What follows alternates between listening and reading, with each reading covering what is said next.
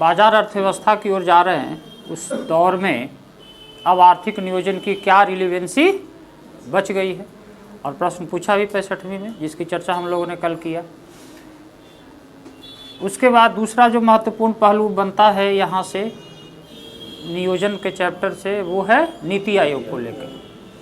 नीति आयोग पे 2-3 पहलू है जिस पे प्रश्न हो सकता है। एक तो कि 5 साल हो गया नीति आयोग का भी, तो क्या जिन लक्ष्यों और उद्देश्यों को लेकर के चल रहा था नीति आयोग, उसके दिशा में हम आगे बढ़ पा रहे हैं, नहीं बढ़ पा रहे हैं? क्या नीति आयोग वास्तव में नियोजन की प्रवृत्ति को बदलने में सफल हुआ है? क्योंकि हम तो नियोजन की प्रवृत्ति बदलने के लिए नीति आयोग लाए थे ना। सेंट्रलाइज प्लानिंग को डिसेंट्रलाइज प्लानिंग से रिप्लेस करना था, अन्य चीज़ें जो था केंद्र राज्य संबंधों को मजबूत करना था। तो नियोजन की प्रवृत्ति को बदलने के लिए नीति आयोग को लेकर के आए थे। तो क्या ये बदलता हुआ दिखाई दे रहा है? तो नीति आयोग की भूमिका और कार्य को लेकर के एक प्रश्न बनता है। तो ये 2 महत्वपूर्ण बिंदु मेरे हिसाब से अगर नियोजन पे प्रश्न आता है तो इस साल के लिए महत्वपूर्ण होगा। इसके अलावा अन्य सारे प्रश्न भी बनते हैं। ये नहीं मान लेना है कि पूछ दिया है तो वो फिर दूसरे तरीके से उसको नहीं पूछ सकता। सीधे सीधे उसी रूप में नहीं पूछेगा, लेकिन दूसरे तीसरे तरीके से उसको पूछा जा सकता है। तो मोर और लेस आप समीक्षा वाला पहलू भी देखे रहेंगे कि पंचवर्षीय योजनाओं के दौरान में क्या उपलब्धियां रही हमारी, आर्थिक नियोजन की सफलताओं का मूल्यांकन जो 64वीं में पूछा था, उसको दूसरे तीसरे रूप में भी पूछ सकता है। तो ये 2-3 पहलू महत्वपूर्ण है जिसकी चर्चा हम लोग कर चुके हैं। अब इसके अलावा और कोई पहलू जो आप लोगों को दिमाग में आ रहा हो आर्थिक नियोजन से, जिसकी हम लोग चर्चा करें या कुछ और चीज़ों को देखें? आर्थिक नियोजन पे और कुछ चीज़ आप लोगों के दिमाग में हो जिसकी चर्चा करना चाहेंगे तो हम उसको कर सकते हैं। अदरवाइज मेरे हिसाब से ये जो पहलू है ये महत्वपूर्ण है और यहाँ से प्रश्न आपका आना चाहिए। इसके अलावा हम लोग जो दूसरा यहीं से जुड़ता हुआ जो दूसरा पहलू है वो है अभी का भारतीय अर्थव्यवस्था की वर्तमान स्थिति।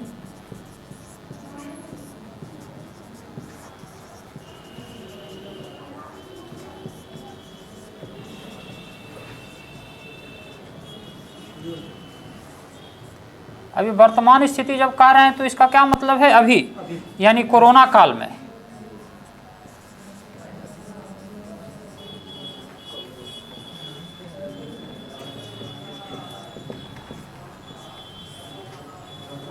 कई सारा प्रश्न यहाँ से बन सकता है। सबसे पहला तो प्रश्न जो बनता है वो क्या है? क्या है वर्तमान स्थिति? तो वर्तमान स्थिति है मंदी की, सबको पता है। अब ये मंदी केवल भारत में नहीं है बल्कि ये वैश्विक मंदी है। तो आर्थिक मंदी का जो पहलू है तो पहले तो इसी को समझना होगा। अब यहाँ पे नियोजन की क्या भूमिका होगी ये इस पे हम लोग आएंगे, लेकिन सबसे पहले यहाँ पे भी नियोजन की भूमिका बनती है ना। तो आर्थिक मंदी का जो पहलू है उसको हम देखेंगे। तो आर्थिक मंदी क्या है, वर्तमान आर्थिक मंदी का क्या कारण है, क्या उपाय हो सकता है, सरकार क्या कर रही है, ये सारा पहलू। दूसरा एक प्रश्न जो बन सकता है वो ये है कि आर्थिक मंदी पहले भी आता रहा है, आया है ना। भारत में अगर आज़ादी के बाद से बात करें तो कम से कम 4 बड़ी आर्थिक मंदी रिकॉर्ड की गई। एक तो 57-58 में हुआ, फिर 65-66 में हुआ, 72-73 में हुआ और 88-89-80 रख लीजिए। तो ये 4 आर्थिक मंदी उधर में, और इधर आप देखें तो 2008 वाला भी। तो 4-5 इस अगर शताब्दी में देखें तो एक 2008 में भी आई थी। हालांकि वो ज़्यादा प्रभावित भारत को नहीं किया था लेकिन वैश्विक स्तर पे था। लेकिन उधर वाला जो 4 था वो भारत को महत्वपूर्ण रूप से प्रभावित किया था। तो पहले की आर्थिक मंदी और आज की आर्थिक मंदी में क्या फ़र्क है, न सिर्फ भारतीय कॉन्टेक्स्ट में बल्कि वैश्विक कॉन्टेक्स्ट में भी। और मुझे लगता है कि ये जो आर्थिक मंदी है अभी वाला, वो लगता है कि 1929-30 की जो महान आर्थिक मंदी थी उसके बाद सबसे बड़ी आर्थिक मंदी होगी, या उससे भी ज़्यादा हो जाए।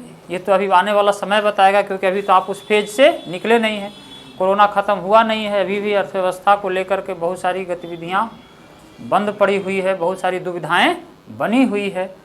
ब्रिटेन में फिर से पूर्ण लॉकडाउन हुआ है, वायरस का नया स्वरूप है जो फिर से तेज़ी से फैल रहा है। तो क्या होने वाला है आगे अभी तो देखिए, लेकिन अभी भी अगर हम देखें तो कम से कम 29-30 की आर्थिक मंदी के बाद ये सबसे व्यापक वैश्विक मंदी है। तो अभी से पहले जो मंदी आई पिछली शताब्दी में और अभी जो भारत में मंदी आई, उसमें बेसिक डिफरेंस क्या है, ठीक है, या तुलनात्मक रूप से आप उसका अध्ययन करके बता सकते हैं कि क्या है इसमें। तो यहाँ पे कई सारा प्रश्न बन सकता है और इसके निदान की बात जब हम करेंगे कि कैसे इस आर्थिक मंदी से निकला जा सकता है, तब फिर हम यहाँ पे सरकार की भूमिका और बाजार की भूमिका दोनों को देखेंगे। आर्थिक मंदी जब आता है तो बाजार की क्या भूमिका होती है और सरकार की क्या भूमिका होती है, समझ में आ गई बात। तो हम यहाँ से शुरू करते हैं थोड़ा। आर्थिक मंदी क्या है, सबसे पहला टर्म कॉन्सेप्चुअली क्लियर होना चाहिए कि आर्थिक मंदी क्या है। इंग्लिश में इसको रिसेशन कहते हैं सामान्यतया, लेकिन अगर ये मंदी काफ़ी गहरी हो जाएगी तो इसको हम डिप्रेशन भी कहते हैं। जब शुरुआत होता है तो इसको आर्थिक सुस्ती या स्लोडाउन भी कहते हैं।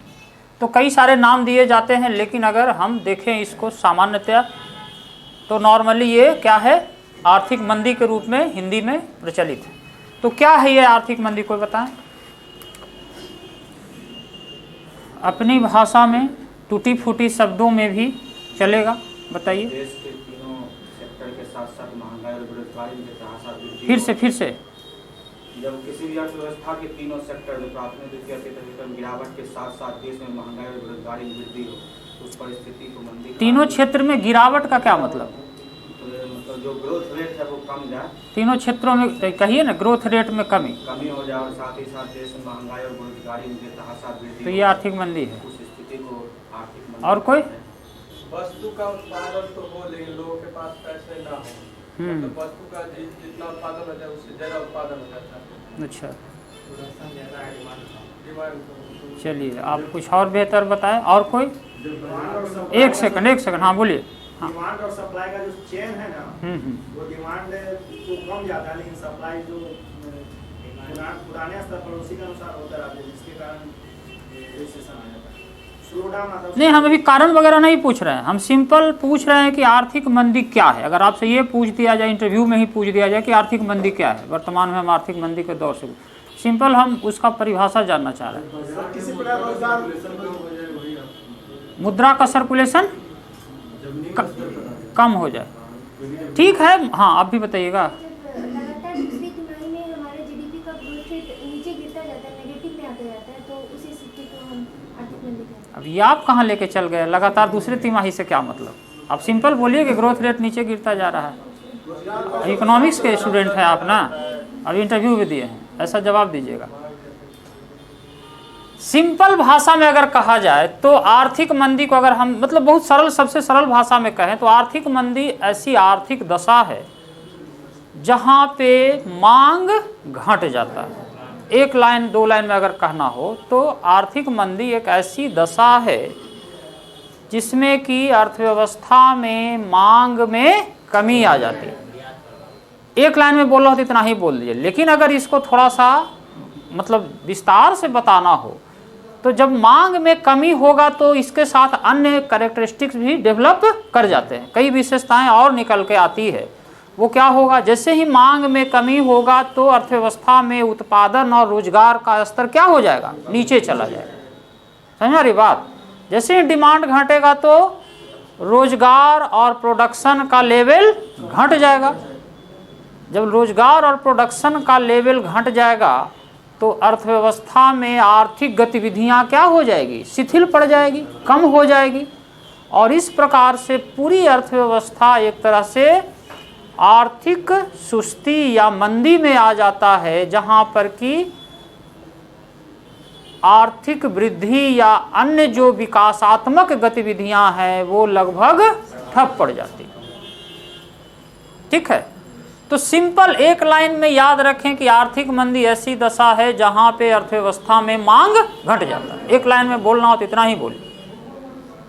अब और इसको आगे बढ़ाना हो तो हो गया कि भाई मांग घट जाता है तो क्या होगा, उत्पादन और रोजगार भी घट जाएगा, आर्थिक गतिविधियां कमजोर पड़ जाएगी और पूरी अर्थव्यवस्था एक नकारात्मक दुष्चक्र में फंस जाता है।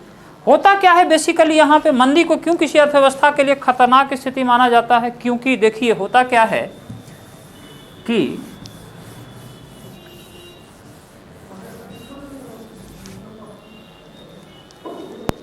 देखिए मांग, हमने कहा कि क्या होगा, मांग में कमी हो जाएगी। सबसे बेसिक जो लक्षण है इसका वो ये है कि यहाँ पे मांग में क्या होगी, कमी हो जाएगी।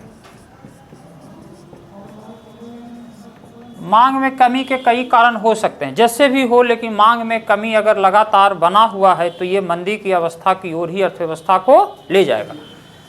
मांग में जब कमी होगा यानी कि जब वस्तु नहीं बिकेगा तो उत्पादन करने वाला क्या करेगा, उत्पादन में कटौती कर देगा। आप बना रहे हैं सामान और बिक नहीं रहा है तो आप क्या कीजिएगा, कम कर दीजिएगा बनाना। तो मांग में जो कमी है वो उत्पादन में कमी को लाएगा। ये सीक्वेंस बन रहा है। उत्पादन में जब कमी होगा तो रोजगार पर क्या असर पड़ेगा, रोजगार घट जाएगा कि बढ़ेगा, घट जाएगा, क्योंकि जब उत्पादन की गतिविधि ही नहीं है तो रोजगार कहाँ मिलेगा, रोजगार मिलता है उत्पादन की गतिविधियों में ही ना। उद्योग में उत्पादन हो रहा है तो वहाँ रोजगार मिलेगा, कृषि में उत्पादन हो रहा है वहाँ रोजगार मिलेगा, सर्विस सेक्टर में अगर हो रहा है तो वहाँ रोजगार मिलेगा। तो प्रोडक्शन ही अगर घट जाएगा तो रोजगार का स्तर क्या हो जाएगा, घट जाएगा। रोजगार में भी कमी आएगी। अब जब ये रोजगार में कमी होगा तो लोगों की क्रय शक्ति क्या होगी, घट जाएगी। बेरोजगार आदमी का क्रय शक्ति क्या होगा, कम हो जाएगा। तो यहाँ क्रय शक्ति घटेगा और ये क्रय शक्ति में जो कमी है फर्दर डिमांड में और कमी लाया। जब आपके पास पैसा नहीं है खरीदने के लिए, आप सक्षम नहीं हैं, तो यानी कि आपकी जो डिमांड है वस्तुओं की वो क्या होगी, और घटेगी। उत्पादन में और कमी आएगी, रोजगार में और कमी आएगी, क्रय शक्ति में और कमी आएगी, मांग में और कमी आएगी। अब ये चक्र चलता रहेगा।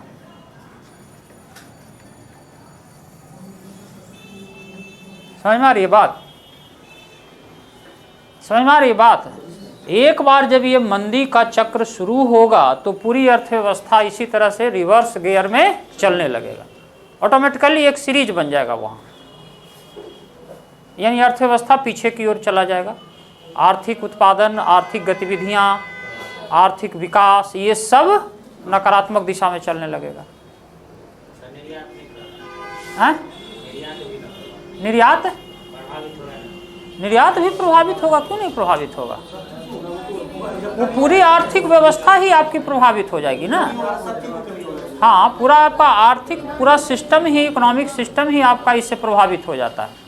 ठीक है, लेकिन जो सिंपल, जो मतलब जो महत्वपूर्ण जो कंपोनेंट हैं वो इस तरीके से प्रभावित होगा।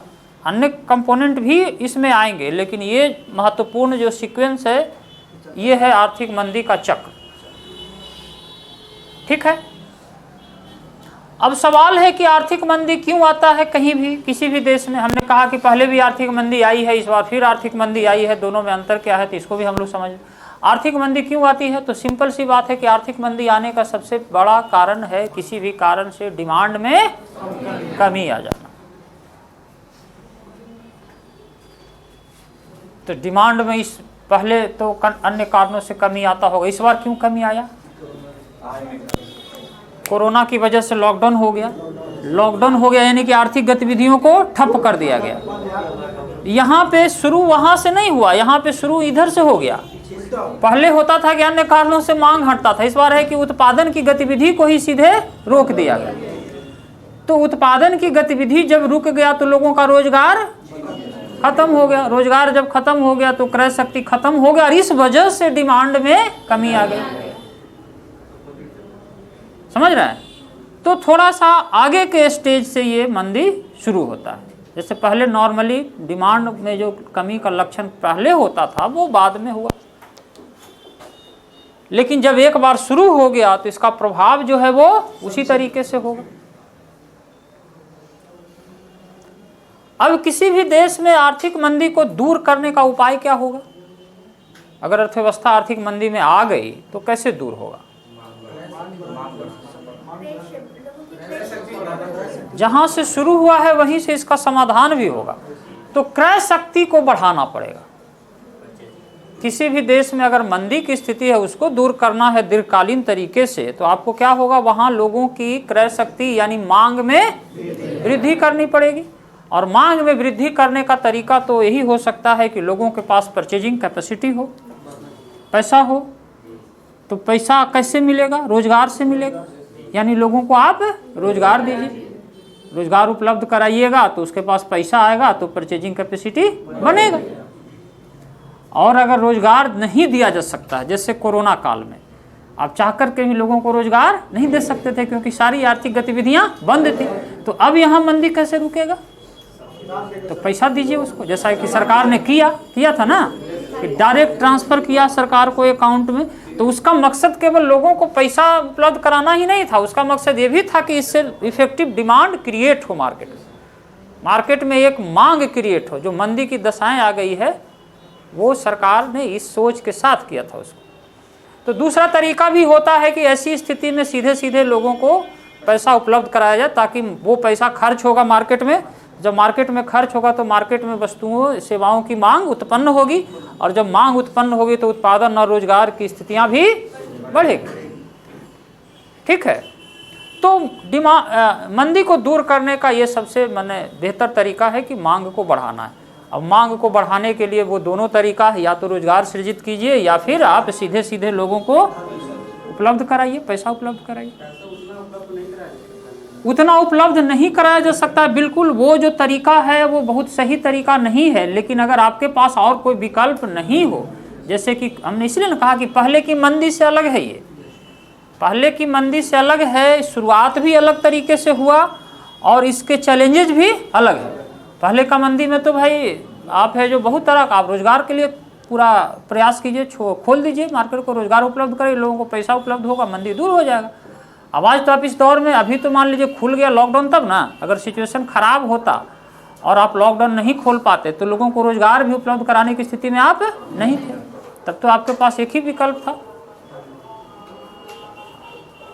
समझ रहे बात?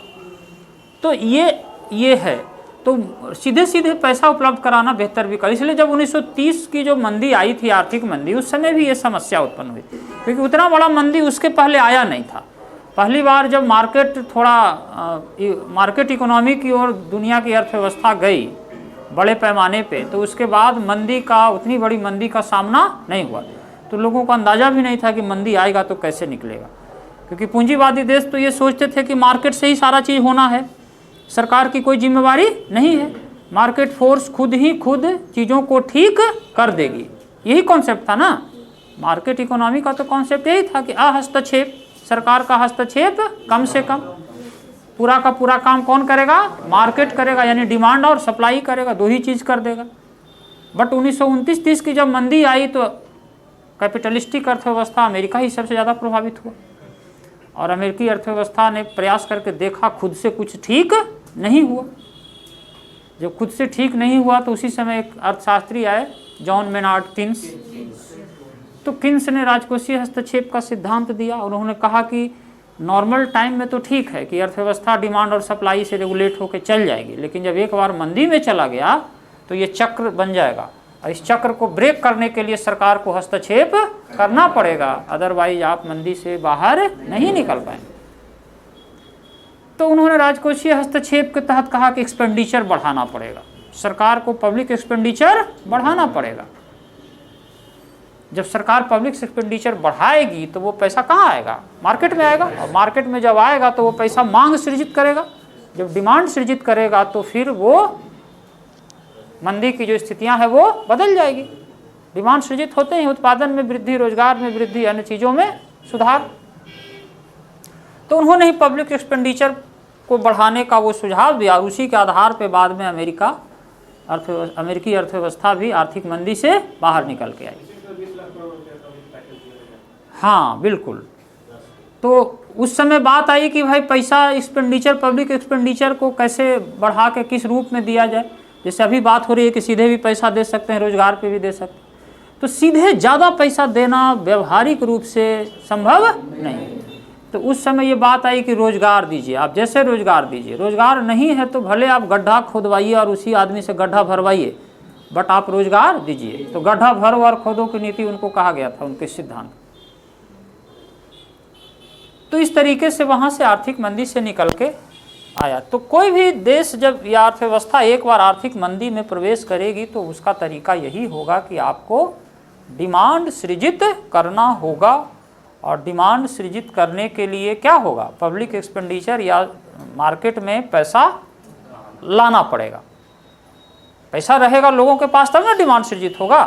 तो मार्केट में पैसा लाना है, रोजगार के माध्यम से लाइए, रोजगार दे करके लोगों को पैसा दीजिए, या सरकार और कुछ दूसरे तरीके से भी पैसा मार्केट में डाल देती है, जैसे अभी डायरेक्ट जो पैसा दिया गया, या उद्योगों को, अन्य जो इंटरप्रेन्योर्स हैं उनको लोन देने का जो आप पैकेज की बात कर रहे हैं, कितना का था ये? 20 लाख करोड़ का पैकेज था। तो 20 लाख करोड़ का पैकेज क्यों दिया गया? ताकि उतना पैसा मार्केट में आए। मान लीजिए जो छोटे या मध्यम उद्यमी हैं उनको लोन देगी सरकार। अब लोन लेगा सरकार से तो वो लोन लगा ले करके और उद्योग लगाने पे खर्चा करेगा, तो उद्योग लगाएगा तो वो पैसा मार्केट में ही आएगा ना। उद्योग रन करेगा तो लोगों को रोजगार भी मिलेगा, और उद्योग लगाने में जो भी चीज़ों में वो निवेश करेगा तो वो पैसा एक्सपेंडिचर होगा मार्केट में, तो वहाँ से मांग सृजित होगा और अर्थव्यवस्था में फिर से चीज़ें सुधर जाएगी। सर, मंदी के दौरान बैंक रेट और रेपो रेट को तो कम देना पड़ता है, कम कर, इससे भी तो लोगों को लोन मिलेगा। बिल्कुल है उसका तरीका। मंदी के दौर में अभी हम आ रहे हैं उस पर। मंदी से निकलने के लिए दोनों की भूमिका है। वैसे तो राजकोषीय नीति की भूमिका ज़्यादा है, क्योंकि वो पब्लिक एक्सपेंडिचर की बात जब किए किन्स, तो पब्लिक एक्सपेंडिचर कहाँ पे आता है? राजकोषीय नीति में कि मौद्रिक नीति में? राजकोषीय नीति में। राजकोषीय नीति के तहत उसके 3 डायमेंशन हैं। एक तो इनकम, सरकार का आमदनी, आय व्यय, पब्लिक एक्सपेंडिचर, और डेप्ट, मेनली सार्वजनिक ऋण, सार्वजनिक आय, सार्वजनिक व्यय और सार्वजनिक ऋण। ये 3 पहलू ही है मुख्यतः उसमें। तो आय में टैक्सेशन आ गया, सारा जो टैक्स है पब्लिक जो सरकार से जुड़े हुए टैक्सेस हैं उनकी दर में कमी वृद्धि करके सरकार इसको प्रभावित करती है। पब्लिक एक्सपेंडिचर के द्वारा प्रभावित करती है, तो पब्लिक एक्सपेंडिचर में सारी चीज़ें आ जाती है, चाहे वो कल्याणकारी योजनाओं पे खर्च हो, या पूंजीगत निवेश के रूप में खर्च हो, या सब्सिडी के रूप में खर्च हो, ये सारा खर्च उसमें आता है। ठीक है। और तीसरा जो पहलू है वो सार्वजनिक ऋण है। तो कुछ नहीं हुआ तो ऋण दो, ज़्यादा से ज़्यादा लोग ऋण दे करके निवेश करेगा, आर्थिक गतिविधियाँ बढ़ेगी, उत्पादन बढ़ेगा। तो इसका ज़्यादा भूमिका है। मॉनेटरी पॉलिसी की थोड़ी भूमिका है, जैसे आप बैंक रेट वगैरह के माध्यम से भी आप ये कर सकते हैं कि लोन को सस्ता करके आप ज़्यादा से ज़्यादा लोगों को लोन लेने के लिए प्रमोट करें। तो मौद्रिक नीति की भूमिका है थोड़ी कम है, फिस्कल पॉलिसी की भूमिका ज़्यादा है, मॉनेटरी पॉलिसी की भूमिका यहाँ पे थोड़ा कम है। समझ में आ रही है बात ना? तो ये आपका आर्थिक मंदी के चक्र को इसी तरीके से आप ब्रेक कर सकते हैं। अब सवाल ये है कि भारत में जो आर्थिक मंदी आई पहले से भिन्न कैसे है? 1-2 पहलू तो आपने अभी देखा। क्या पहले की जो आर्थिक मंदी होता था वो शुरू यहाँ से होता था, इस बार है जो यहीं से शुरू हो गया, सीधे सीधे उत्पादन और रोजगार बंद कर दिया गया। ठीक है ना? दूसरी बात कि पहले जो आर्थिक मंदी होता था वो जनरली मल्टी डायमेंशनल हुआ करता था। कई सारे कारणों से आर्थिक मंदी का आगमन होता था। जैसे डिमांड में जब कमी आई तो डिमांड में कमी के पीछे भी कई सारे कारण हो सकते हैं। हम कहते हैं कि मांग में कमी आ गई तो मंदी आ जाएगी, तो मांग में कमी क्यों आएगी? मांग में कमी आने का क्या कारण हो सकता है? एक तो मेजर कारण ये हो सकता है कि लोगों के पास पैसा नहीं है। कई बार उपभोग प्रवृत्ति बदलने से भी मांग में कमी आ सकती है। आ सकती है कि नहीं आ सकती है? सेविंग पे फोकस कर दे तब भी मार्केट में मांग में कमी आ सकती है। बिल्कुल।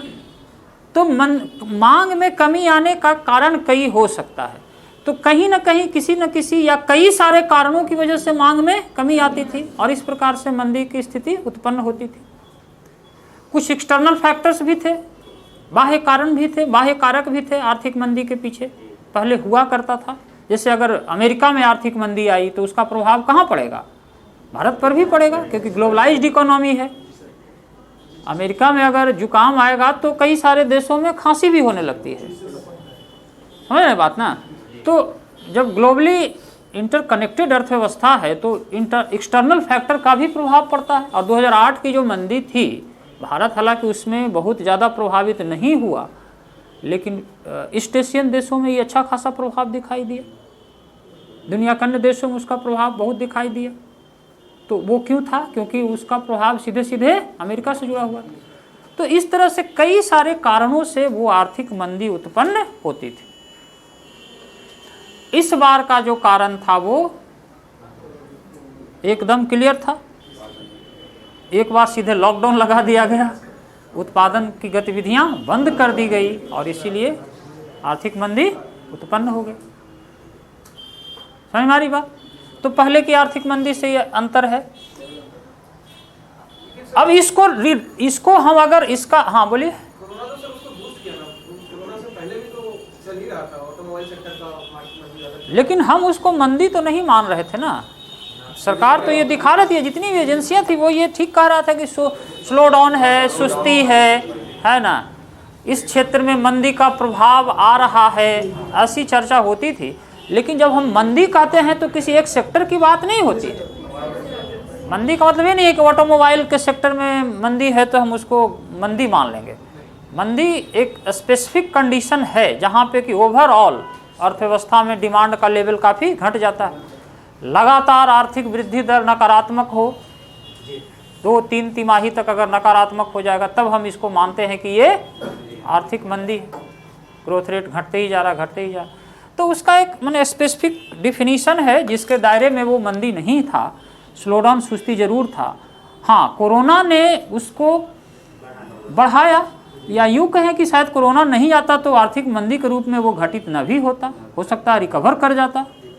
तो क्या होता ये तो कहना मुश्किल था। ऐसा भी तो हो सकता है कि रिकवर कर जाता, लेकिन अभी जो मंदी है तो ये तो सच है कि कोरोना इसमें ही सबसे बड़ा, कोरोना ही इसका कारक है। अब सरकार बच भी गई थोड़ा, अगर ऐसे मंदी आता तो ज़्यादा आलोचना होता कि आप संभाल नहीं पाए अर्थव्यवस्था को, आपकी पॉलिसी सही नहीं है ना। अब कोरोना की वजह से आ गया तो सरकार करा, कोरोना है तो हम क्या करें।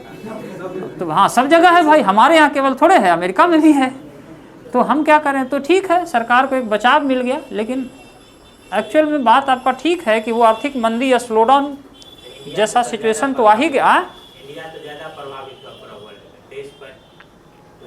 चलिए ठीक है, आपका आंकड़ा वो माइनस में गया था 23 सबसे ज़्यादा निगेटिव में, लेकिन चलिए उससे कोई मतलब नहीं है कि किसी का थोड़ा काम है, किसी का ज़्यादातर सबका तो माइनस था, प्लस में तो एक आधी को होगा या सब तो। हाँ, तो 20-21 में मंदी खत्म, ये कोरोना खत्म हो जाएगा तब ना। हाँ, देखिए क्या होता है। अभी तो अनुमान है, अनुमान का क्या करना है, अभी ये तो अनुमान का विषय है। अनुमान तो हम लोग भी लगा सकते हैं, IMF का क्या करना है। तो हाँ, अनुमान तो सफल भी होते हैं, असफल भी होते हैं, अनुमान का विषय है। तो ये मतलब अंतर रहा। और अगर हम इसको एड्रेस करें आर्थिक मंदी को, तो एड्रेस करने का तरीका भी थोड़ा अलग होगा अन्य मंदी की तुलना में। जैसे पहले था कि हम फोकस कर रहे हैं डिमांड पे, क्योंकि डिमांड कई कारणों से प्रभावित हुआ तो डिमांड को बढ़ा रहे हैं। अब यहाँ पे हमको क्या करना, उत्पादन ही बंद है तो उत्पादन को खोलना है। अब एक बार जैसे बंद हुआ सारे उत्पादन की गतिविधि, जब सारा बंद हो गया तो उसको शुरू करना आसान नहीं होता है। समझ रहे बात? जब भी किसी देश में आर्थिक गतिविधियां जब एक बार नीचे चली जाती है, जैसे हमने कहा कि इस तरीके से चक्र में जब आ जाएगा तो इसको अचानक से आप रिवर्ट नहीं कर सकते, टाइम लगता है। अब मजदूर भाग गया अपने अपने प्रदेश, उत्पादन के लिए चाहिए ना आदमी। अब जितने भी लोग काम करते थे दूसरे जगह पे वो सब भाग गए अपने अपने जगह पे, तो उत्पादन के लिए तो पहले तो आपको श्रम की व्यवस्था करनी होगी। अब 1 साल से जिस कंपनी वाला का, जिस फैक्ट्री वाला का कंपनी बंद है तो उसका तो अपने खर्चा नहीं चल रहा घर का, तो रॉ मटेरियल कहाँ से लाएगा, समझ में आ रही बात, चैलेंजेस है ना। तो इस तरह से जब एक बार ये बंद हो जाता है तो उत्पादन को शुरू करना भी एक बहुत ही चैलेंजिंग स्थिति। तो एड्रेस करने के लिए उत्पादन को तमाम तरीके से बढ़ाने का प्रयास सरकार कर रही है। जैसे अभी आप अगर थोड़ा सा सीरियसली वॉच कर रहे होंगे सरकार की गतिविधियों को लॉकडाउन से, तो सरकार का फोकस क्या है? सरकार का फोकस यही है कि ज़्यादा से ज़्यादा उत्पादन की गतिविधियों को, जैसे ही थोड़ा सा कोरोना का प्रभाव कम होना शुरू किया, जब से थोड़ा सा लॉकडाउन खुलना शुरू हुआ, तब से सरकार किस पर्पस को लेके चल रही है? उत्पादन की गतिविधियों को बढ़ाना, और उसी के लिए तमाम तरह के आत्मनिर्भर भारत अभियान, ये 20 लाख करोड़ का पैकेज, एमएसएमई का परिभाषा में बदलाव, एमएसएमई को हाँ, तो वही है कि ज़्यादा से ज़्यादा उत्पादन की गतिविधियों को ज़्यादा से ज़्यादा बढ़ावा देना, इस चीज़ पे सरकार काम कर रही है। तो उत्पादन को बढ़ा करके ही हम इस आर्थिक मंदी से बाहर निकल सकते हैं। अब उत्पादन, लेकिन दिक्कत यह है कि सरकार का जो उत्पादन का फोकस है, एक पहलू ये भी हो सकता है, प्रश्न का एक एंगल ये भी हो सकता है कि कृषि सेक्टर कितना सक्षम है इस आर्थिक मंदी को से निपटने में, या कितना मददगार है। अभी चूँकि कृषि बिल पे डिस्प्यूट चल रहा है, और भारत की अर्थव्यवस्था पहले मंदी से इतना ज़्यादा प्रभावित इसलिए भी नहीं हुआ रहा है क्योंकि हमारी अर्थव्यवस्था ज़्यादातर आत्मनिर्भर रही है। इसका कारण था कि कृषि पर निर्भर थी अर्थव्यवस्था, कृषि बाह्य तत्वों से ज़्यादा प्रभावित था नहीं। इंडस्ट्री और सर्विस सेक्टर तो प्रभावित होता है, लेकिन एग्रीकल्चर ज़्यादा प्रभावित था नहीं। हमारी अर्थव्यवस्था का एक बड़ा हिस्सा कृषि पे निर्भर था, तो इसलिए मंदी, बाह्य मंदी का प्रभाव भारत पे कम होता था। समझ रहे बात? तो एक पहलू यहाँ पे भी हो सकता है कि एग्रीकल्चर सेक्टर इस मंदी से निपटने में कितना मददगार हो सकता है। तो हम उसको बाद में देखते हैं, पहले हम ये देख लें कि अभी क्या हो रहा है आर्थिक मंदी को निपटने के लिए। तो क्लियर है कि आर्थिक मंदी से निपटने के लिए सरकार उत्पादन को बढ़ाने पे फोकस कर रही है, चाहे वो आत्मनिर्भर भारत अभियान की बात हो, चाहे वो 20 लाख करोड़ का पैकेज की बात हो, चाहे छोटे स्तर पे लोगों को रोजगार देने के लिए कई सारी प्रधानमंत्री गरीब कल्याण योजना चलाई गई उस समय, चलाया गया ना लॉकडाउन में। तो इस तरह से छोटे छोटे मैंने कई सारी योजनाएं चलाई गई ताकि लोगों के पास पैसा हो, लोग उत्पादन में लग जाएं, उत्पादन को बढ़ावा दें। तो यहाँ पे फोकस है, लेकिन पहलू ये है कि हाँ, हम बात ये कर रहे थे कि इस पूरे एक्सरसाइज में कहीं ना कहीं फोकस जो है वो इंडस्ट्री सेक्टर है, और लोग मंदी का मतलब ही इंडस्ट्री ही समझता है। मंदी का मतलब क्या समझता है? जनरली यही समझता है कि उद्योगों में उत्पादन बंद हो गया या उत्पादन कम हो गया तो ये मंदी हो गया, यही ना जनरल कॉन्सेप्ट यही है ना। एग्रीकल्चर को तो अब इसमें हम लोग गिनते ही नहीं है। लेकिन क्या एग्रीकल्चर की भूमिका है यहाँ पे?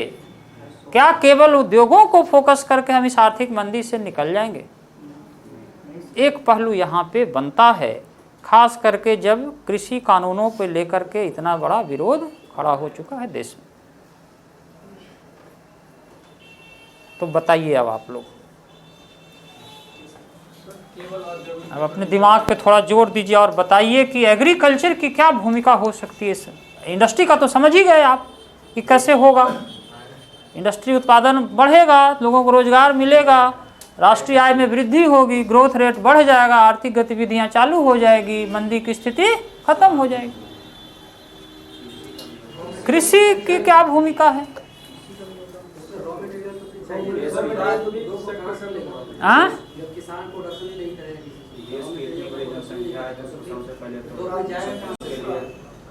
नहीं, रॉ मटेरियल तो इंडस्ट्री का रॉ मटेरियल किसानों के यहाँ से बहुत ज़्यादा पैमाना पे नहीं आता। एक चीज़ तो आप क्लियर हो लीजिए कि भारत जिस इंडस्ट्री की बात हो रही है तो वहाँ पे रॉ मटेरियल किसानों के यहाँ से किसान के यहाँ से रॉ मटेरियल बहुत ज़्यादा नहीं आता। जैसे कुछ उद्योग हैं, मान लीजिए कपास उद्योग हैं, गन्ना उद्योग हैं, कुछ ऐसे उद्योग हैं जहाँ से रॉ मटेरियल जो है वो एग्रीकल्चर पे निर्भर है। लेकिन जो बड़े बड़े उद्योग हैं, चाहे वो इस्पात उद्योग हो या अन्य जो भारी मशीनरी या इंजीनियरिंग उद्योग है, उसमें तो रॉ मटेरियल में किसानों की कोई भूमिका नहीं है। वो तो माइनिंग से, वहाँ से लौह निकालते हैं, आप कोयला निकालते हैं, अन्य तरह के धातु निकालते हैं, है ना, रॉ मटेरियल वहाँ से आता है।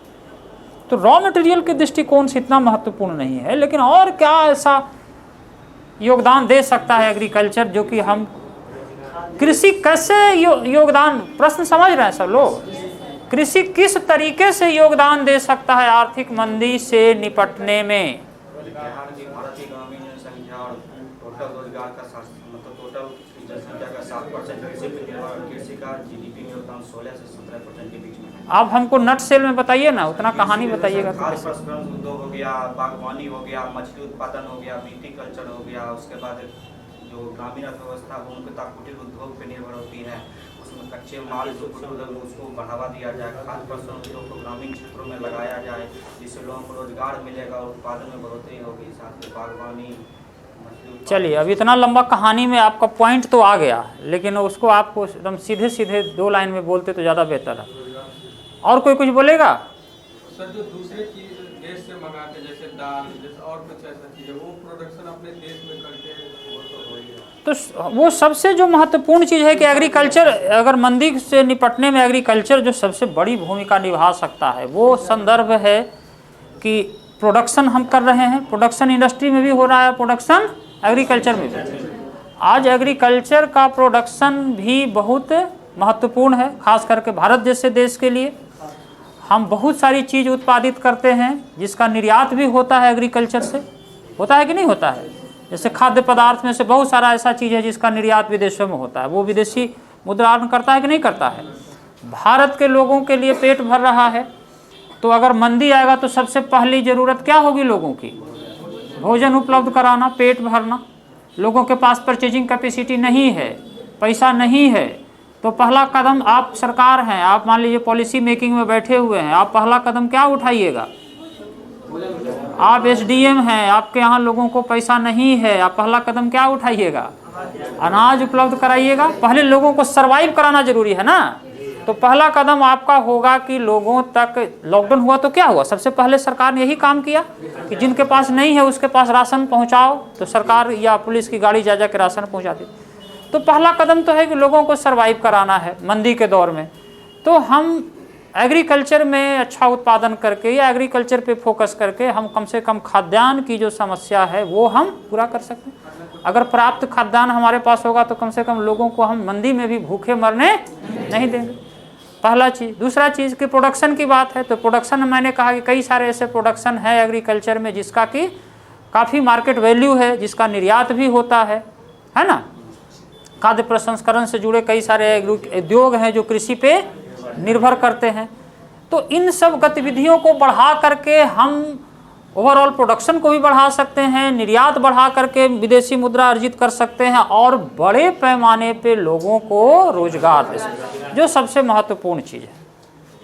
क्योंकि मंदी दूर करने के लिए हमने बार बार कहा कि 2 ही चीज़ महत्वपूर्ण है, एक तो उत्पादन और दूसरा एम्प्लॉयमेंट, और दोनों एक दूसरे से जुड़ा हुआ है। जब प्रोडक्शन होगा तभी एम्प्लॉयमेंट बढ़ेगा, वो प्रोडक्शन चाहे एग्रीकल्चर में हो या इंडस्ट्री में हो।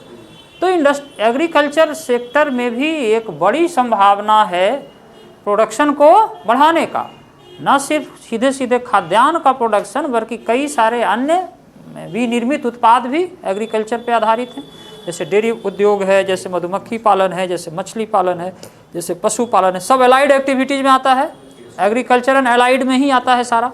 तो इन सारी गतिविधियों पे अगर फोकस किया जाए तो काफ़ी बड़ी मात्रा में हम उत्पादन को भी बढ़ा सकते हैं और यहाँ पे रोजगार भी सृजित कर सकते हैं, और इस तरीके से हम कहीं ना कहीं मंदी के प्रभाव को कम करने में या उसको कंट्रोल करने में सफल हो सकते हैं। और अगर पूरा का पूरा फोकस हम इंडस्ट्री पे ही कर देंगे, केवल हम इंडस्ट्री से ही ऐसा मान लें कि भारत जैसे विशाल आबादी वाले देश में, 130 करोड़ आबादी वाले देश में केवल इंडस्ट्री ही सारी समस्या का समाधान कर देगा, तो संभव है नहीं। तो ये एक बड़ी भूमिका है और मेरा मानना है कि शायद सरकार इस बड़ी भूमिका को उस रूप में अभी तक पहचान नहीं पाई। इसलिए इंडस्ट्री सेक्टर पे तो बहुत फोकस है सरकार को मंदी से निपटने या अर्थव्यवस्था को रिवाइव करवाने के लिए, लेकिन एग्रीकल्चर सेक्टर पर उतना फोकस नहीं है। या यूँ कहें कि सरकार का फोकस है वो अपने तरीके से सोच रही है। जैसे कृषि सुधारों को लेकर के 3 कानून लेकर के सरकार आई। सरकार का तो यही कहना है कि हम है जो कृषि में सुधार को लेकर के ये कानून लेकर के आए हैं, और ये कृषि में सुधार के जो मसले थे वो काफ़ी लंबे समय से लंबित थे, तो हम इसको निपटा ही देते हैं।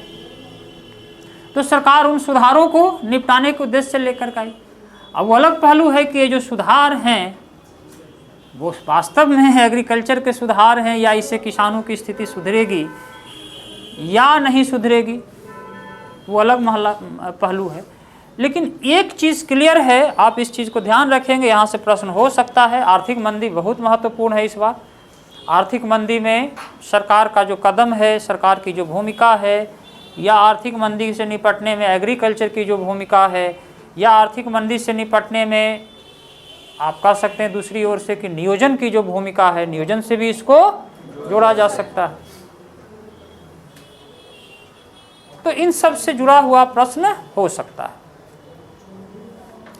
अब हम नियोजन की बात कर लें कि इस आर्थिक मंदी से निपटने में हमारे आर्थिक नियोजन की क्या भूमिका हो सकती है, बताइए।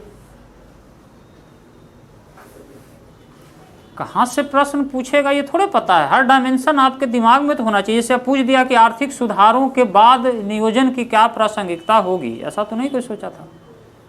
नियोजन की प्रासंगिकता दिमाग में आता था, लेकिन आर्थिक सुधारों के बाद होगा क्या होगा। सर आर्थिक मंदी में अगर देखा जाए, आर्थिक रोलिंग प्लान जैसे लाया गया था उसी प्रकार ला के सुधार किया जा सकता है। मतलब 1 या 2 वर्ष की योजना हो।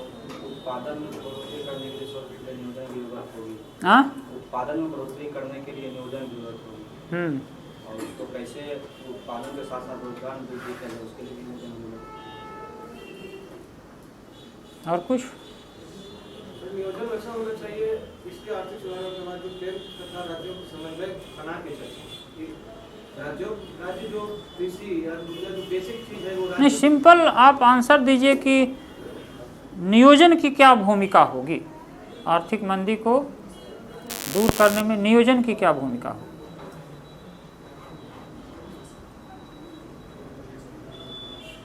तो नियोजन की भूमिका अगर हम बात करें तो सिंपल सी बात है कि जब हम कह रहे हैं कि आर्थिक मंदी जब आएगा तो सरकार को हस्तक्षेप करना पड़ेगा। अभी हम लोगों ने चर्चा की ना कि आर्थिक मंदी आएगा तो सरकार को हस्तक्षेप करना पड़ेगा। हस्तक्षेप किस रूप में करेगी सरकार?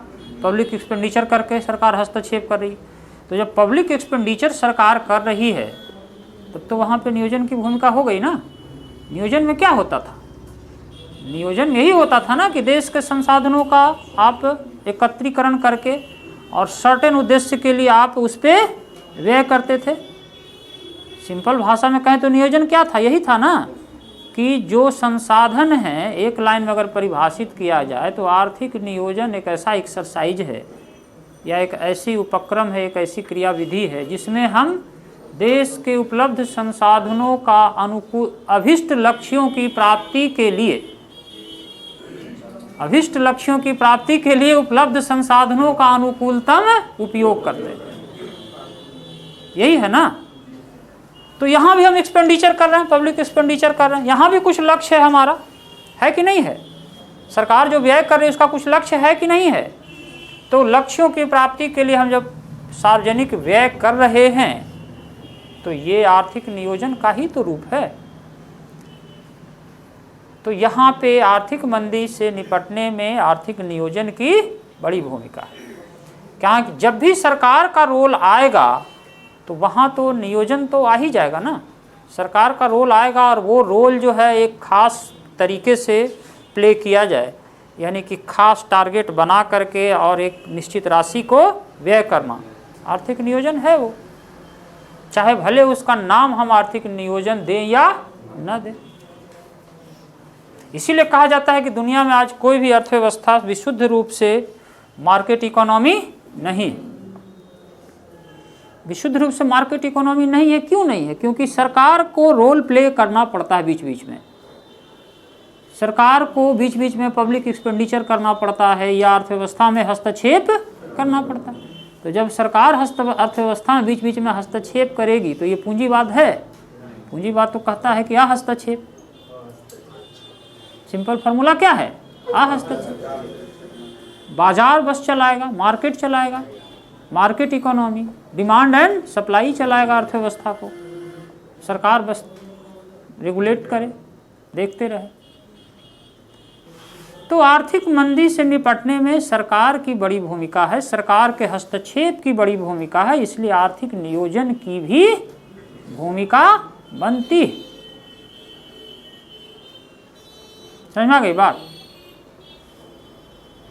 और मार्केट की क्या भूमिका है?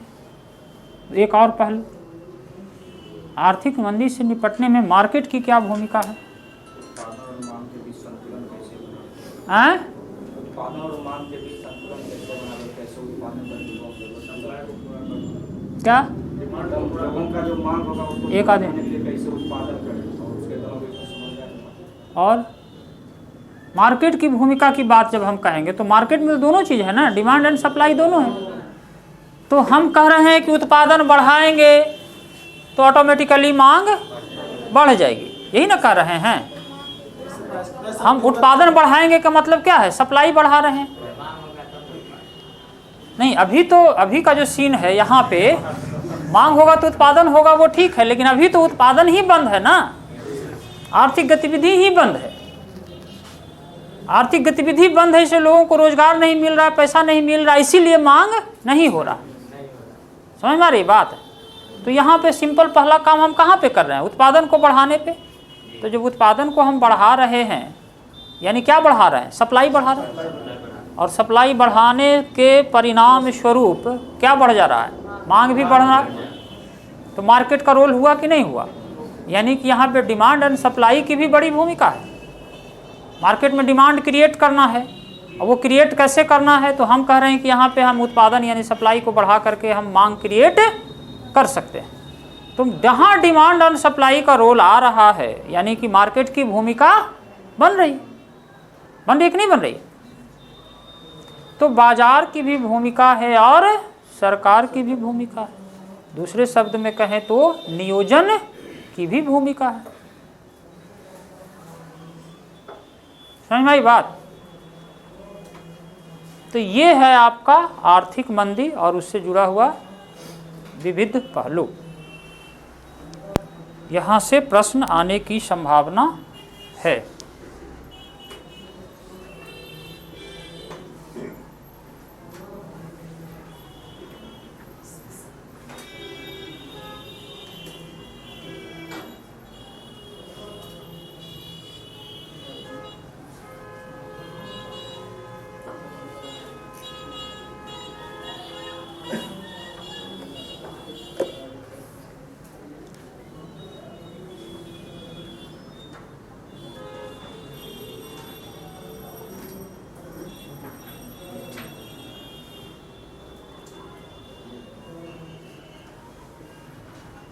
अब बात कर लें थोड़ा यहाँ पे सरकार के कदम की, जैसे आत्मनिर्भर भारत अभियान।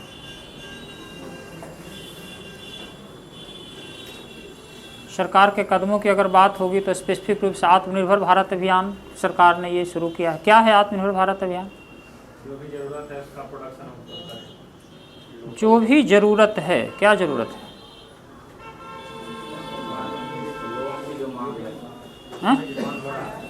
बाजार में जिस चीज की भी मांग है लगभग उत्पादन भारत में करने के लिए इंडिया को बढ़ावा देना और लोकल फॉर वोकल, जो स्थानीय स्तर पर उपलब्ध संसाधनों के आधार वोकल फॉर लोकल है नॉट, हाँ उल्टा बोला गया। वोकल फॉर क्या है? स्थानीय स्तर पर उपलब्ध संसाधनों के आधार पर उसका उपयोग अधिकतम उपयोग तो करें। ये दोनों जो कदम है सरकार का, वो मंदी से निपटने में कहाँ तक सहायक होगा और कैसे सहायक होगा? मैकेनिज्म बता दीजिए, कैसे सहायक होगा? आत्मनिर्भर भारत अभियान कैसे सहायक होगा और वोकल फॉर लोकल कैसे सहायक होगा? जैसे चाइना के इस पे डेवलप किया गया है। चाइना का हर स्टेट, हर जिला, जैसे यहाँ पे यूपी में किया गया, हर जिला हर उत्पाद एक उत्पाद, वैसे हर जिला का कोई ना कोई एक क्राइटेरिया बन जाएगा, वो सारे देश में उसको वितरण करने या उसको करने के लिए और बाहर भी एक्सपोर्ट कर सकते हैं। इसके कारण ग्लोबलाइजेशन के समय बहुत सारी चीज़ विदेशों पे निर्भर है, तो उससे हमारे और अभी वर्तमान पर जो कोरोना के काल में हमारा जो आयात है वो लगभग 100 जगह बंद है और डिमांड और सप्लाई का चेन टूटा हुआ भी दोनों तो भारत के जरिए हम जो है जो खुद का उत्पादन करके लोगों की जरूरतें को पूरा कर सकते हैं और साथ ही साथ इन देशों के उसको निर्यात करके और अपना FDI भी मतलब फॉरेन डॉलर भी कमा सकते हैं। सर जब डिमांड सप्लाई और प्रोडक्शन मार्केट के अंदर होगा तो मुद्रा का संचालन भारतीय अर्थव्यवस्था बोलेगा जिससे कि बूस्टअप मिलेगा। ठीक है, तो बेसिकली 2-3 पहलू है इसमें पूरे, मतलब अगर हम आर्थिक प्रक्रिया को समझे आर्थिक मंदी के दौरान, तो प्रोडक्शन है, प्रोडक्शन यानी कि सप्लाई, और दूसरा चीज़ है डिमांड। अब डिमांड और सप्लाई का चेन बनाने के लिए क्या चाहिए? फ्लो ऑफ करेंसी चाहिए। अगर अपनी जगह पे डिमांड भी और अपनी जगह पे सप्लाई भी है, लेकिन दोनों को कनेक्ट अगर करेंसी नहीं करेगा तो डिमांड अपनी जगह रह जाएगा और सप्लाई अपनी जगह, यानी उत्पादन करने वाला उत्पादन कर रहा है और मांग जिसके ज़रूरत है वो मांग भी रहा है कि हमको ये सामान चाहिए, लेकिन उसके पास पैसा नहीं है तो सामान बनाने वाला उसको सामान नहीं देगा, यानी दोनों चीज़ें कनेक्ट नहीं हो रही है। तो डिमांड और सप्लाई को कनेक्ट कौन कर रहा है? करेंसी कनेक्ट कर रहा है, फ्लो ऑफ करेंसी कनेक्ट कर रहा है। तो ये जो है अब आत्मनिर्भर भारत अभियान में ये प्रयास है सरकार का, ओवरऑल इसको मतलब नटसेल में समझें तो आत्मनिर्भर भारत में ये प्रयास है कि हम ज़्यादा से ज़्यादा चीज़ें अपने देश में निर्मित करें। अभी तक क्या था कि जो चीज़ें नहीं है तो हम उसका आयात कर लिए, सिंपल, विदेश में मिल रहा है तो चलो विदेश से आयात कर लिए। तो आयात जब आप विदेश से करते हैं तो वहाँ पे समस्या क्या होती है, अर्थव्यवस्था को नुकसान क्या होता है, समझ में आती है बात? सबसे पहली बात तो कि जब आयात करते हैं दूसरे देश से तो आपको उसके उत्पादन के क्रम में जो रोजगार सृजित होता है आपके अर्थव्यवस्था में, वो रोजगार सृजित नहीं हुआ। दूसरा कि वो अगर उत्पादन आपके देश में होता तो हमारे यहाँ के GDP का वॉल्यूम बढ़ता, हमारे देश का जो टोटल वॉल्यूम ऑफ GDP है वो बढ़ता, उससे सरकार को रेवेन्यू जनरेट होता, उस रेवेन्यू का सरकार निवेश कर सकती थी या लोगों के वेलफेयर में खर्चा कर सकती थी।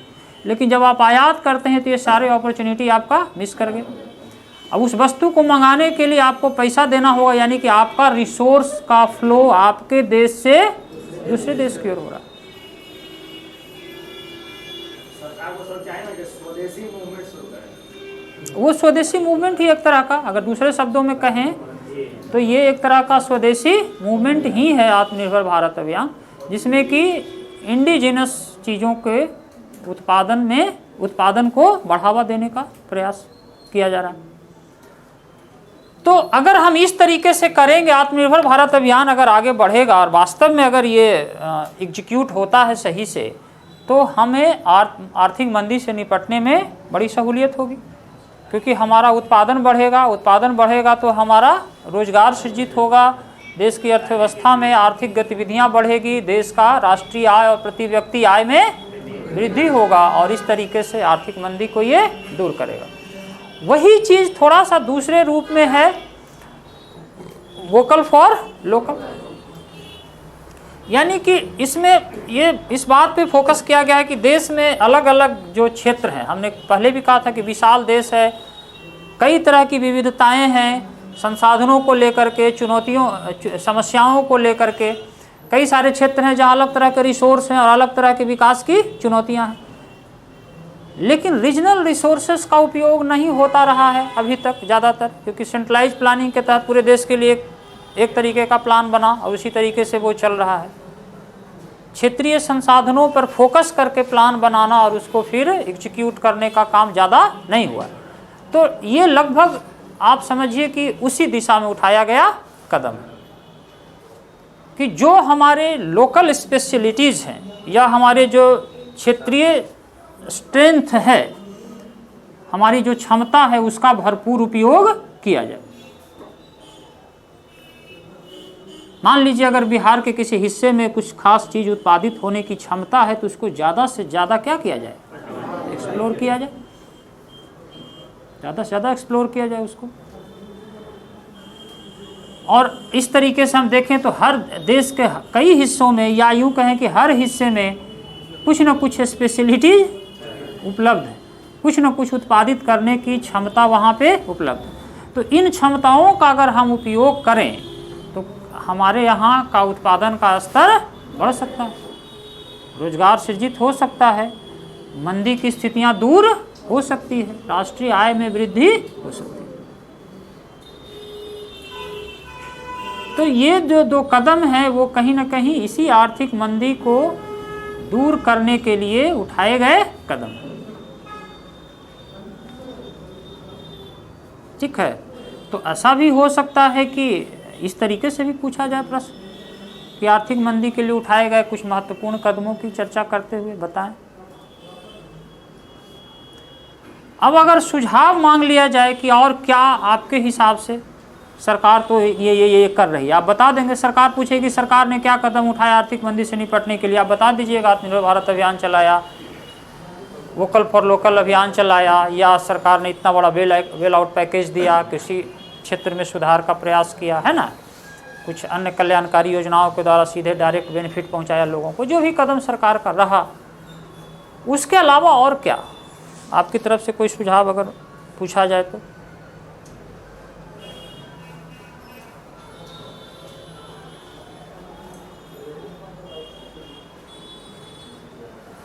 बताइए, दिमाग पे जोर डालिए। 5 मिनट में वहाँ आपको सोच के कुछ ना कुछ लिखना है। वहाँ जो प्रश्न इसी तरीके से पूछा जाएगा, आप सारी चीज़ों को समझ रहे हैं, उसमें से 2-4 पॉइंट आपको निकालना है, दिमाग में से रेशा खींचना है। नहीं पता है, इसमें चर्चा नहीं हुआ इतना देर में, जिसका सुझाव आप दे सकें, यहीं से निकलेगा।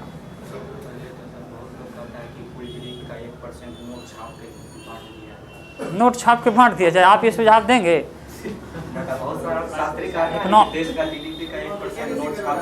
कभी अर्थशास्त्री नहीं कहेगा, ये जो अर्थशास्त्र को का कहरा भी नहीं समझता, ये कहेगा नोट छापने से कभी देश का समस्या समाधान हो सकता है? सीधे सीधे इन्फ्लेशन लेके आ जाएगा। मॉनेटरी फ्लो को आप बढ़ाएंगे तो क्या होगा? महंगाई बढ़ेगा। मॉनेटरी फ्लो बढ़ाने से थोड़े है कि रोजगार मिल जाएगा, लोगों को जीवन स्तर सुधर जाएगा। तो जिन क्षेत्रों पे फोकस कम किया गया है, समझ में आ गया? जिन क्षेत्रों पे अभी तक कम फोकस किया गया है उस क्षेत्र पे फोकस कीजिए। हम बार बार अभी कर रहे हैं कि जो इंडस्ट्री पे फोकस है, आपका सुझाव यही ना होगा? इंडस्ट्री पे बहुत ज़्यादा फोकस्ड है सरकार आर्थिक मंदी को दूर करने के, लेकिन एग्रीकल्चर सेक्टर पे शायद उतना ध्यान नहीं दिया गया। आप सुझाव दीजिए कि आर्थिक मंदी से निपटने में एक बड़ा सहायक भूमिका कृषि क्षेत्र का भी हो सकता है, और कृषि क्षेत्र को लेकर के इतना ज़्यादा सरकार का फोकस नहीं रहा है, या उस स्तर से फोकस नहीं रहा है। तो इस पे ध्यान दे करके हम कृषि क्षेत्र में आर्थिक गतिविधियों को बढ़ा सकते हैं, कृषि क्षेत्र में रोजगार सृजित कर सकते हैं, कृषि क्षेत्र से हम नेशनल इनकम में वृद्धि कर सकते हैं, लोगों के लिए खाद्यान्न की समस्या का समाधान कर सकते हैं। तो अगर कृषि क्षेत्र पे और थोड़ा फोकस किया जाए तो हम ऐसा कह सकते हैं कि आर्थिक मंदी से निपटने में सहूलियत होगी, या जल्दी हम उसको बेहतर कर पाएंगे, क्योंकि पूरा अर्थव्यवस्था की ओर से जोर लगेगा ना। अब 3 सेक्टर है, प्राइमरी, सेकेंडरी, टर्शियरी। तो मान लीजिए कि 2 सेक्टर के लिए आप काम करें, या 2 सेक्टर आपका अच्छा परफॉर्मेंस कर रहा है, 1 सेक्टर आपका कमज़ोर है, तो ओवरऑल तो आपका परफॉर्मेंस खराब हो जाएगा। तो ओवरऑल परफॉर्मेंस के लिए कोशिश होगा कि अर्थव्यवस्था का संपूर्ण क्षेत्र बेहतर परफॉर्मेंस करे। तो एग्रीकल्चर का जो सेक्टर हमारा जो थोड़ा सा कमज़ोर रहा है ट्रेडिशनली भी, और इस टाइम भी उस पर जो फोकस कम रहा है, हम उस पर थोड़ा ध्यान दें अगर, या उसके लिए थोड़ा सा विशेष प्रयास करें, तो शायद हम, तो उस पर आप सुझाव दे दीजिए 2-4 जो है बातें एग्रीकल्चर को लेकर के। समझ में आ रही बात?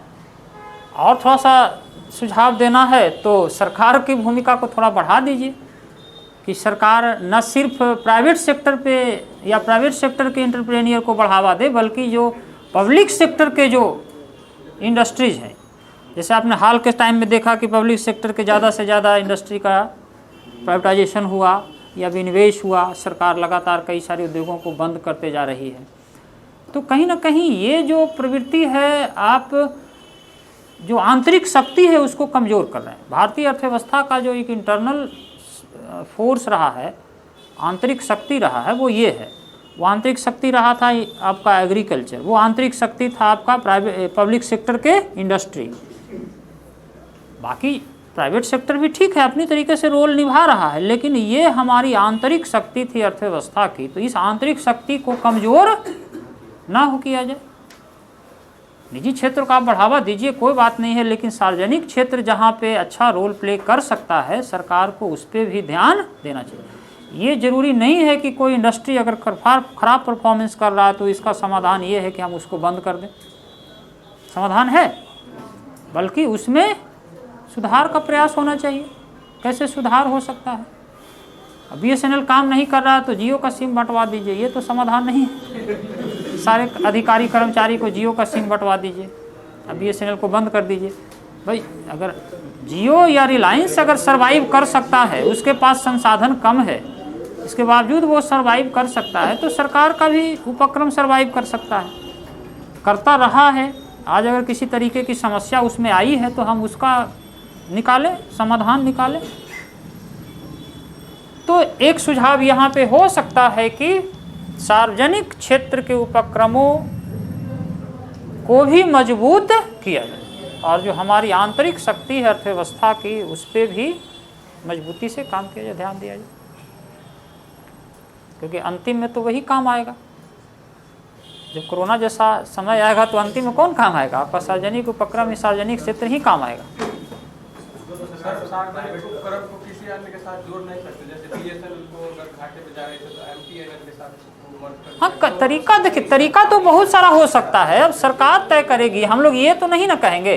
अब तो वहाँ जो बैठा हुआ अधिकारी है वो तय करेगा कि कैसे किया जा सकता है, लेकिन तरीका तो कई सारा है, लेकिन किया जाना चाहिए, इतना तो हम कहेंगे ना कि उसमें क्या है समस्या, उस समस्या का निराकरण करके इस तरह के सार्वजनिक उपक्रमों को सर्वाइव कराया जाना चाहिए, ताकि अच्छे तरीके से वो काम करे और अर्थव्यवस्था में, रोजगार में, उत्पादन में एक बड़ा योगदान दे सके। क्योंकि ये रेवेन्यू जनरेट करते हैं, अगर ये मुनाफा कमाएंगे 10,000 करोड़ का, तो ये मुनाफा किसका होगा? सरकार का। टैक्स तो ये भी देंगे और मुनाफा भी देंगे। दूसरा इंडस्ट्री होगा तो वो सिर्फ टैक्स देंगे, मुनाफा तो वो खुद रखेंगे। तो इससे फ़ायदा होता है, सीधे सीधे सरकार की पॉलिसीज़ के आधार पर रोज़गार मिलेंगे। यहाँ प्राइवेट सेक्टर में तो भाई अपने तरीके से रोज़गार देंगे या नहीं देंगे, है ना। तो एक सुझाव ये भी हो सकता है। तो ये है आपका आर्थिक मंदी से जुड़े हुए विविध पहलू, इस पे प्रश्न आने की पूरी संभावना बनती है प्लानिंग के साथ साथ इसको। अब बताइए, अब इसमें और कुछ पहलू हो तो, नहीं तो इसको समाप्त करें यहीं पे। कोई कन्फ्यूजन, कोई समस्या? तो कल हम लोग आगे और कुछ देखते हैं।